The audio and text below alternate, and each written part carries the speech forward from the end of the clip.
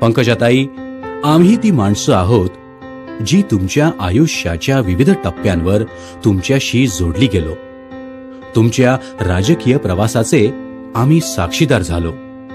एक प्रवास 2004 सालापासून राज्यात भाजपाच्या प्रचारकाच्या भूमिकेतला आणि त्यानंतर परळीतून पहिली महिला आमदार बनण्याचा.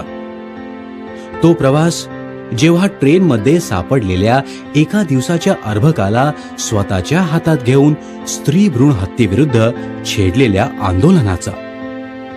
एक प्रवास गोपीनाथ मुंढेंसारखंच लाखो लोकांच्या आवाजाला वाचा फोडण्याचा.